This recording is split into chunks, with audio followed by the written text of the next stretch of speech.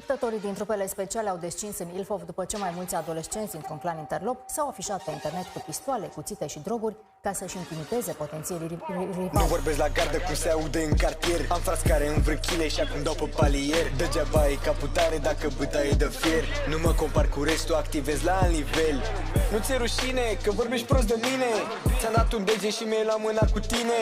Se vede urât, lumea încă întreabă cine. Cine te-a întrebat, ești în pula mea mai bine. N-am vrut să spun, dar uite mi-a scăpat. Acum îmi pare rău că te-am iertat. Persoane vin și pleacă, banii sunt nelimitat. N-am nevoie de oameni, merg pe burtă ca să scap. Strada are reguli, nu se scrise nicăieri. Dacă umbli pe stradă ar fi bine să le ceri. Am vorbit ceva, în continuu cer păreri. Nu mă mai căuta, mă doare în pula de ce vrei. Am băieți peste tot, Bănăsa, Colentina, Tigris, Tortitan, Pantelii, Mondi, militar până în Berceni. Nu-ți genul cu brigăzi 1 la 1 dacă vrei. Am uitat să despiți de băgați în față femei.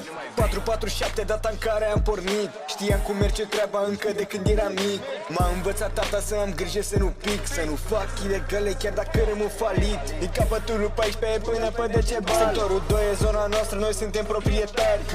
Când trap, am prieteni lăutari. Avem vrăjeală dulce, poți să ne spui confetari.